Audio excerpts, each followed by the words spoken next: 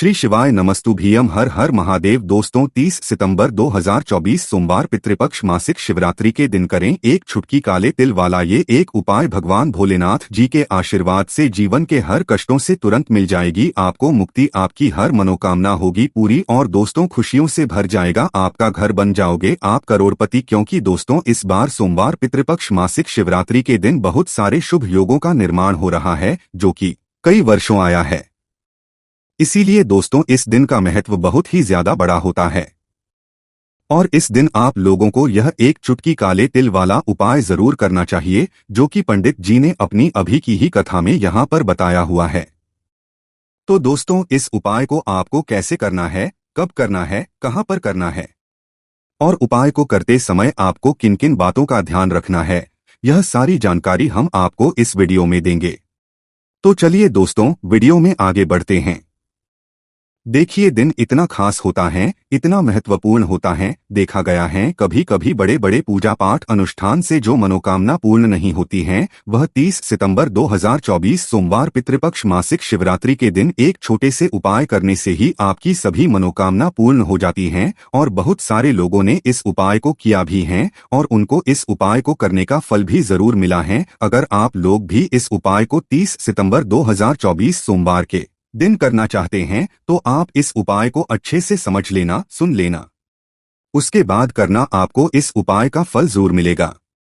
और इस उपाय को करने से आपके घर में चाहे किसी भी प्रकार की दुख और समस्या क्यों ना चल रही हो, आपको उसका कारण भी नहीं पता है कि भाई ये समस्या किस कारण से चल रही है, तो उसका कुछ भी कारण हो सकता है।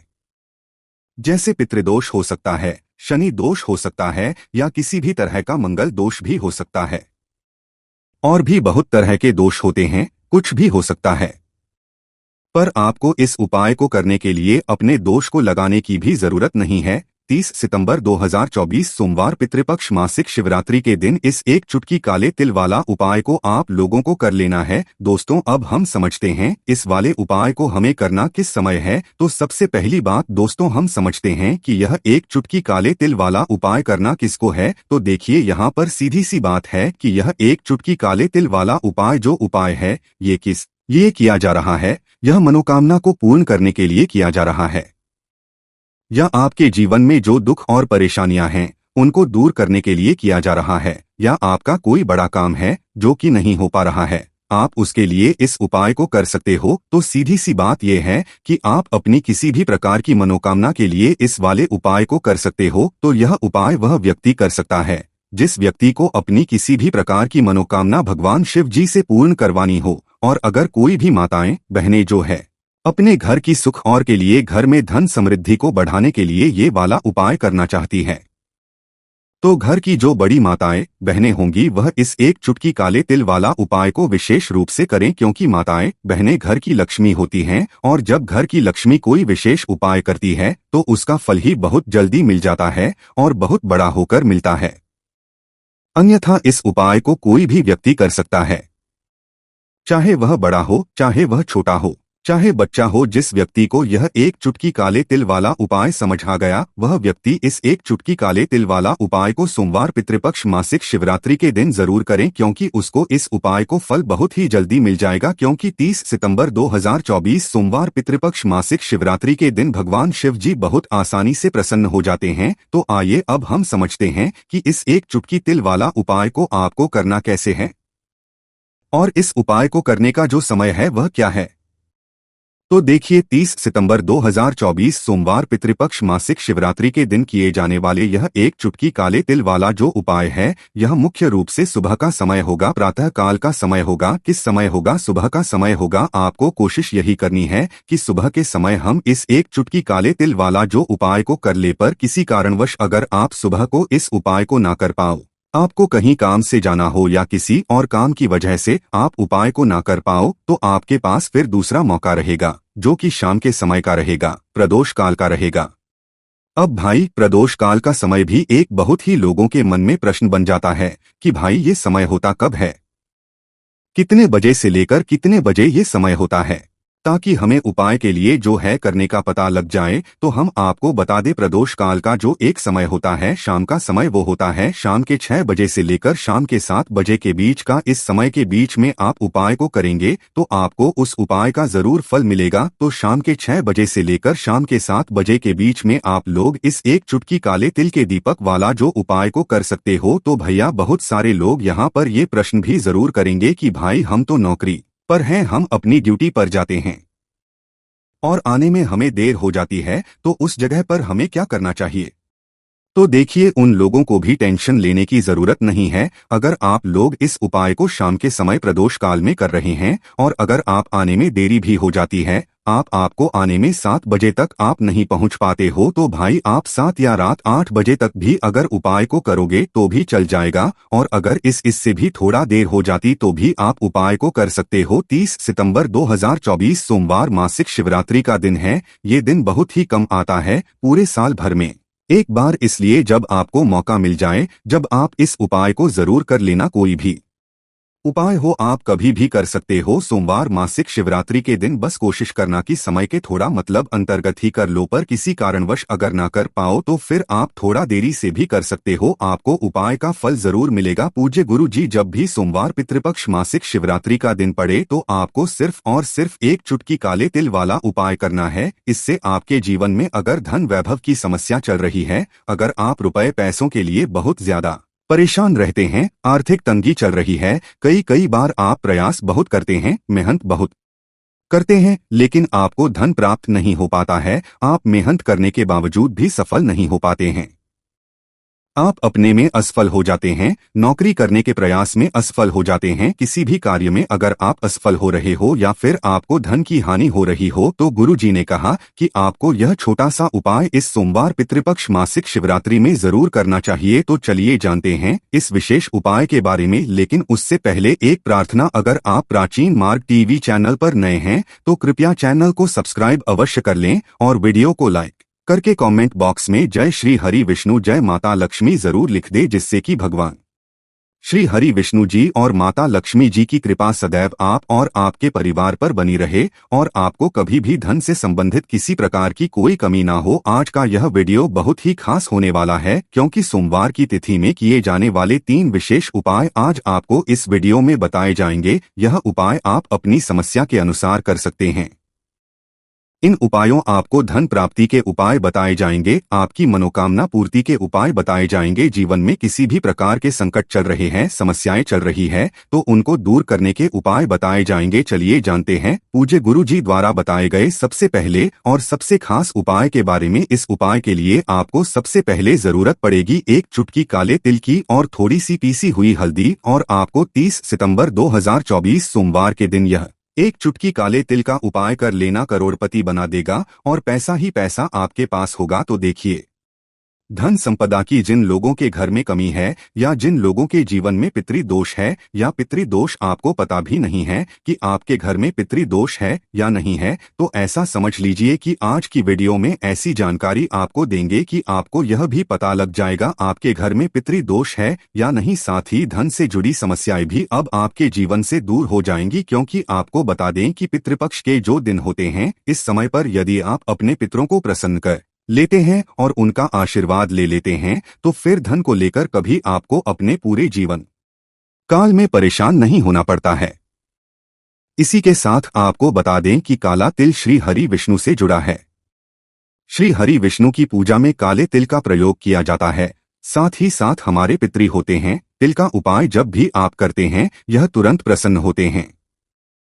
शनि देव की बात करें तो शनि देव को काला तिल बहुत प्रिय होता है, तो आप समझ सकते हैं कि काला तिल जो है यह कितना चमत्कारी है। और काले तिल के जितने भी उपाय आप करते हैं, अगर सच्ची श्रद्धा से इन्हें कर लेते हैं, तो जीवन में कितने भी दुख क्यों ना हो, उन्हें दूर होने में अब समय नहीं लगेगा। तो सच्ची श्रद्धा से पूरी तरह से उपाय को समझकर उसी तरह से उपाय करें जैसा आपको वीडियो में बताया जाए, फिर आप देखिएगा आपके जीवन में कैसे चमत्कार होता है। अब बात कर लेते हैं सबसे पहले कि आपके घर में अगर लगातार क्लेश बढ़ रहा है, लगातार घर में झगड़े बढ़ रहे हैं, धन को लेकर आप लगातार परेशान हैं, और आपके घर में कोई ना कोई व्यक्ति ऐसा है जो बहुत ज्यादा लड़ाई झगड़ा करता है, या कोई एक से ज्यादा भी लोग आपके घर में ऐसे हैं जो लड़ाई झगड़ा करते हैं, तो समझ लीजिए अगर घर में क्लेश है तो भी आपके नाराज हैं। अब पितरों को प्रसन्न करना है तो आपको यह काले तिल वाला उपाय करना है। देखिए, पितृपक्ष का जो समय होता है, ये जो दिन होते हैं, ये हमारे पितरी को प्रसन्न करने और उनकी तृप्ति के लिए होते हैं। और पितरी को अगर आपको तुरंत प्रसन्न करना है ना, तो काले तिल का ये उपाय करिए।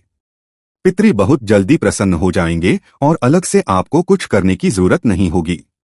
बहुत सारे लोग हैं जो कहते हैं कि पितृपक्ष में तर्पण करते हैं, पिंड दान करते हैं या श्राद्ध करते हैं तो बहुत खर्च आता है। बहुत सारे लोग नहीं करवा पाते हैं, लेकिन जो अब आपको बताएंगे इसमें ज्यादा आपके कोई पैसे भी खर्च नहीं होने वाले हैं। ज्यादा कुछ करने की भी आपको जरूरत नहीं है। सिर्फ काले तिल से ही आप अपने पितरों को प्रसन्न कर लेंगे। काला तिल पितरों हमारे जो पित्त होते हैं उन्हें बहुत ज्यादा प्रिय होता है। और जब आप अपने पितरों को प्रसन्न कर लेते हैं तो आपके घर से बड़े दुख बहुत आसानी से दूर होते हैं। अच्छा, बहुत सारे घरों में देखा होगा कि घर का जो धन है वह बर्बादी में जा रहा होता है, दवाइयों में जा रहा है, कहीं ना कहीं फिजूल खर्ची उस घर में लगी रहती है। तो ऐसा धन जो होता है, ऐसा धन घर में आता है तो अच्छा नहीं लगता कि ये पैसा आ रहा है और घर से जा रहा है ना। एक वो पैसा घर में आता है जो घर में आता है और घर में ही रुकता है ना। तो जो धन बर्बादी की तरफ ले जाता है, इंसान को उसकी बर्बादी शुरू हो जाती है ना। एक तरह से बर्बादी आप कह सकते हैं कि दवाइयों में जा रहा है, दुर्घटनाओं में जा रहा है। तो वो घर बहुत ज्यादा परेशान रहता है कि हमारे घर में कैसे धन की बर्बादी हो रही है। अच्छा, धन की बर्बादी कहीं ना कहीं होती या घर में दुख बहुत बढ़ जाते हैं। जब कोई ना कोई जीवन में कष्ट या दुख आपके बढ़ जाता है, जैसे कि कुंडली में कोई दोष हो, पितरी नाराज हो, शनि की ढैया चल रही है ना। इस तरह की चीजें जब जीवन में होती है तो दुख अचानक से बहुत बढ़ने लगते हैं। अब बहुत सारे लोग पूजा पाठ करते हैं, बहुत से उपाय करते हैं, लेकिन पितरी को प्रसन्न करने के लिए कुछ नहीं करते, या यह कहें कि उन्हें शायद पता ही नहीं होता है कि जब पितरी नाराज हो जाते हैं तो कितनी समस्या जीवन में आ जाती है। तो इसीलिए अपने पितरी को हमेशा प्रसन्न रखें और उपाय जरूर करें। पितृपक्ष में ये उपाय जो बताने वाले हैं यह कभी भी आप कर सकते हैं। तो देखिए, आपको थोड़ा सा जल लेना है। एक चुटकी काला तिल लेना है। जो जल आपने लिया है उसके अंदर एक चुटकी काला तिल डाल देंगे।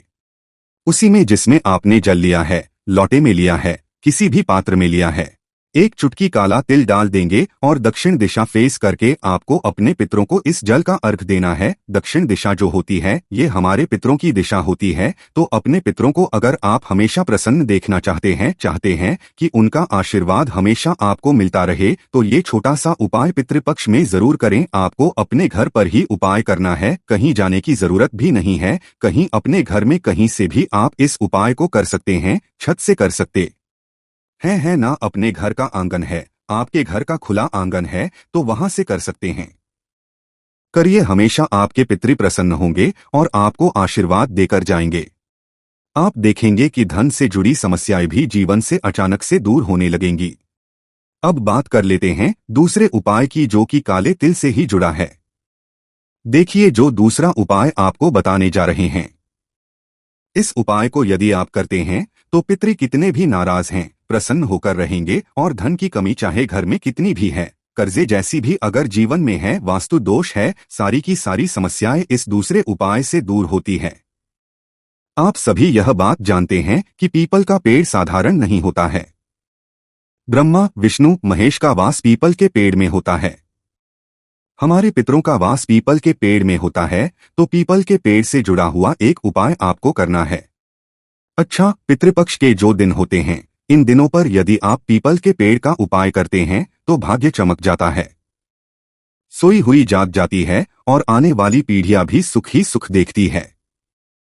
कभी धन की कमी घर में नहीं आती है। आपको क्या करना है, अपने घर का शुद्ध जल लेना है, उसके अंदर एक चुटकी काला तिल डालना है। अगर आपके पास कच्चा दूध है, आपको गाय का कच्चा दूध मिल जाता है तो बहुत उत्तम है, तो उसके अंदर आप एक चुटकी काला तिल डाल ले। अच्छा, अगर आपके पास कच्चा दूध नहीं है या नहीं मिल पा रहा है बहुत सारी ऐसी जगह होती है जहां गाय का आसानी से नहीं मिल पाता है, तो आप जल ले एक चुटकी काला तिल डाल ले, थोड़ा सा उसमें आप शक्कर के दाने डाल ले, मिश्री है ना। अब ये जल आपको पीपल के पेड़ में चढ़ाना है, हल्के हल्के से जल चढ़ाएंगे। कोशिश करें कि जब आप जल चढ़ाएं आपका जो फेस है वो दक्षिण दिशा की तरफ हो। अगर आपको दिशा का ज्ञान नहीं हो पा रहा है तो ऐसे ही आप पीपल के पेड़ में यह जल अपने पितरों का ध्यान करते हुए चढ़ाएं। बस अपने पितरों से क्षमा याचना जरूर करनी है, इस चीज का ध्यान रखें। अपने पितरों से कह कि हमारे समस्त पितरी जो है हमसे जो भी भूल चूक हो गई हो उसके लिए हमें क्षमा कर दे, क्योंकि पितरी हमारे बहुत होते हैं ना, जिनको हम जानते हैं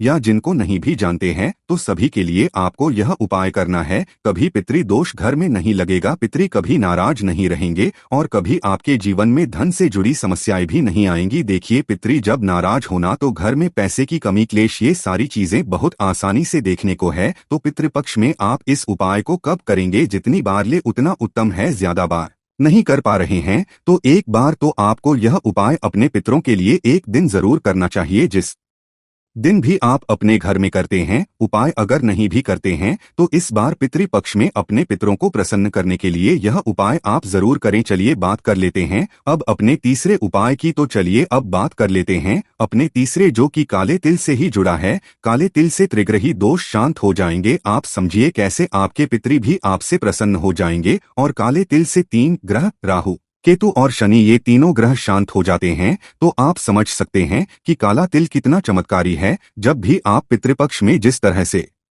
भी अपने घर में पूजा करते हैं, जैसे भी आप पितरों के लिए मतलब उनका तर्पण करते हैं, पिंडदान करते हैं या जो भी उपाय करते हैं, कोशिश करें कि उसमें आप काले तिल जरूर लें। काला तिल लेते हैं तो त्रिग्राही जो दोष होता है वो शांत होता है। शनि है, राहु केतु है, ये शांत होंगे और आपके जीवन के आधे से ज्यादा दुख तो ऐसे ही दूर हो जाएंगे। साथ ही साथ आपके घर में जहां भी आप पीने का पानी रखते हैं, जहां से आप अपने घर में पीने का पानी लेते हैं, घर के जितने भी सदस्य लेते हैं, वहां पर एक दीपक शाम के समय में अपने पितरों के लिए लगाना बिल्कुल ना भूले। ये उपाय सबसे ज्यादा खास है, सबसे ज्यादा पूर्ण है। इसीलिए अपनी सारी वीडियो में जो भी पितृपक्ष की है, हर वीडियो में हमने आपको प्रयास किया है कि यह वाला उपाय आप जरूर करें। आपके घर में जहां पानी का परिंदा है या वाटर कूलर है, जो भी आप जहां से भी पानी लेते हैं, वहां शाम के समय में दीपक लगाना बिल्कुल ना भूले। तिल के तेल का दीपक लगाएं। इस चीज का भी ध्यान रखें, हमेशा आपके पितर आपसे प्रसन्न रहते हैं और कभी भी ऐसे घर में धन सुख समृद्धि की कमी नहीं होती है। तो बात करें अगले महत्वपूर्ण और प्रभावशाली उपाय के बारे में। तो जीवन में कभी भी यह गलती ना करें, खासकर जब आप रसोई में रोटी बना रही हो। अगर यह गलती हो जाती है तो आपके घर में दरिद्रता आ सकती है, मान सम्मान की हानि हो सकती है और जीवन कष्टकारी हो सकता है। तो आइए जानते हैं रसोई घर में रोटी के साथ कौन सी 3 गलतियां हैं जो कभी नहीं करनी चाहिए। भक्तों, रसोई घर का मुख्य भाग होता है। रसोई घर में तरह तरह के भोजन और पकवान बनाए जाते हैं, जिनमें से एक खास है रोटी, जिसके बिना भोजन अधूरा माना जाता है। आपको बता दें कि महिलाएं अक्सर रसोई घर में खाना बनाते समय कुछ ऐसी गलतियां कर देती है जिनके कारण घर में दरिद्रता आ जाती है, जीवन कष्टकारी हो जाता है। घर में एक के बाद एक बच्चे से लेकर बड़े तक सब बीमार हो जाते हैं, घर की तरक्की रुक जाती है और घर में राहु का प्रभाव हो जाता है। अक्सर महिलाएं अपने रसोई घर में रोटी बनाते समय कुछ ऐसी गलतियां करती है जिनका पूरा प्रभाव परिवार के हर सदस्य पर पड़ता है। यहाँ तक कि रसोई से निकलने वाली नकारात्मक ऊर्जा जीवन को पूरी तरह से बर्बाद कर देती है और पति की तरक्की में बाधाएं आने लगती है। माना जाता है कि जो भी महिला रसोई घर में रोटी बनाते समय ये 3 गलतियां करती है, उसका जीवन बर्बाद होना तय है। इसीलिए कोई भी महिला रसोई घर में रोटी बनाते समय ये 3 गलतियां भूल भी ना करें, वरना घर में कंगाली आ सकती है।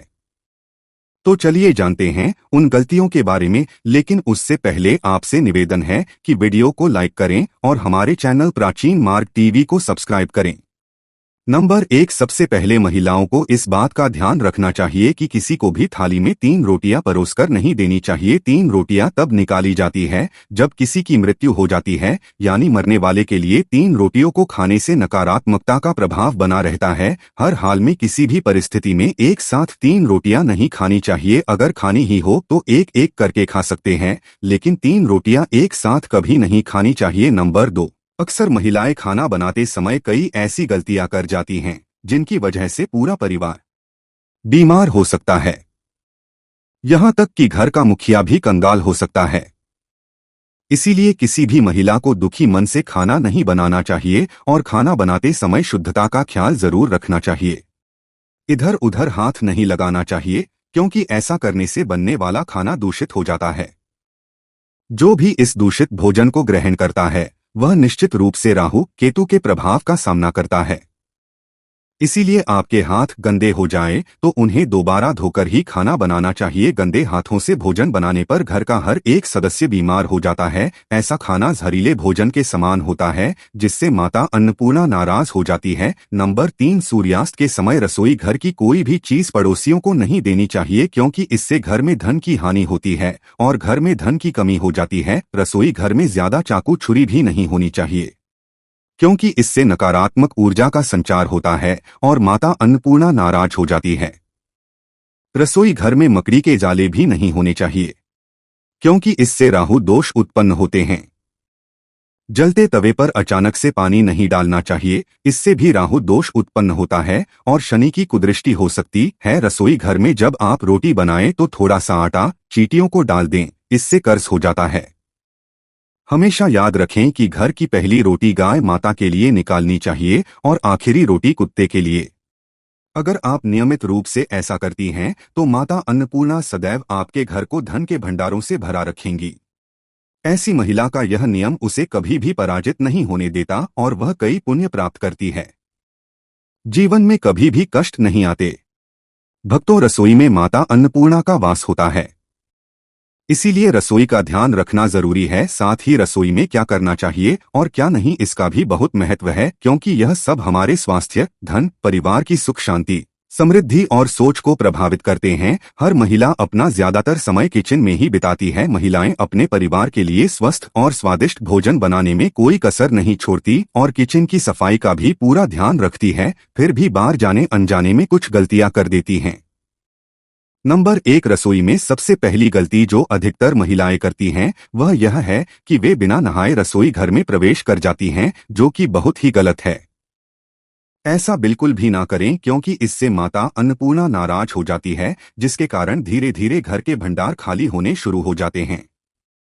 नंबर 2, आज के स्टैंडिंग किचन के जमाने में महिलाएं स्लैब पर ही रोटी बेल लेती हैं, लेकिन इसका गलत असर सेहत पर हो सकता है। इसीलिए रोटी लकड़ी के चखले पर ही बेलकर बनाएं, इससे धन लाभ के साथ साथ बीमारियां भी दूर होंगी। नंबर 3, रसोई घर को माता अन्नपूर्णा माना जाता है, इसीलिए कोई भी काम करने के बाद किचन को साफ जरूर करें। इसके अलावा गैस को भी कभी गंदा ना रखें, क्योंकि इससे घर में दरिद्रता फैलती है। नंबर 4, रसोई की सजावट करने के लिए आप श्री कृष्ण की मक्खन खाते हुए कोई भी तस्वीर लगा सकते हैं।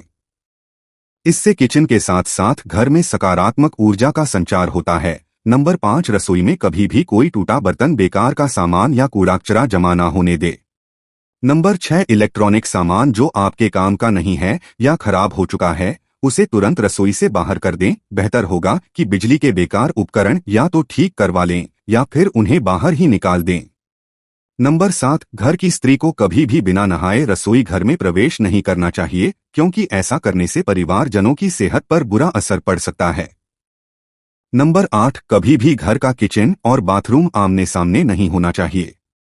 अगर ऐसा है, आपको अपने बाथरूम का दरवाजा हमेशा बंद रखना चाहिए या रसोई के आगे पर्दा डालकर रखना चाहिए। नंबर 9, कभी भी घर के मुख्य द्वार के पास या ठीक सामने किचन ना बनाएं, इससे घर के लोगों के बीच तालमेल की कमी आती है।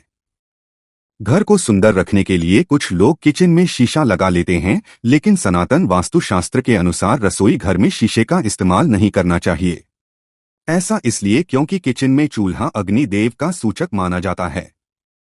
अगर शीशे में अग्नि का प्रतिबिंब दिख जाए तो इसे घर में अशुभ माना जाता है। इसके कारण घर में आपसी कलह और लड़ाई झगड़े होते हैं, साथ ही घर की आर्थिक स्थिति भी बिगड़ने लगती है। कई बार महिलाएं किचन में रोटी बनाने के बाद गुथा हुआ बचा हुआ आटा फ्रिज में रख देती है और सुबह फिर से उसी का इस्तेमाल रोटी बनाने के लिए करती है। वास्तु के अनुसार ये सही नहीं होता है। रसोई घर में गुथा हुआ आटा रखने से शनि और राहु का नकारात्मक प्रभाव पड़ने लगता है। इसी कारण से जीवन में अनेक प्रकार की समस्याएं होने लगती है। वास्तु मुताबिक किचन में नमक का डिब्बा रखना चाहिए और इस नमक को समय समय पर बदलते हुए पानी में बहा देना चाहिए। माना जाता है कि नमक को वास्तुशास्त्र में नकारात्मक ऊर्जा को कम करने वाला तत्व माना गया है। अगर आप चाहते हैं कि मां लक्ष्मी की कृपा आपके घर पर सदैव बनी रहे, तो आपको घर में सही वास्तु का पालन करना चाहिए। वास्तुशास्त्र के कुछ छोटे छोटे नियम और उपाय आपके जीवन को पूरी तरह से बदल सकते हैं।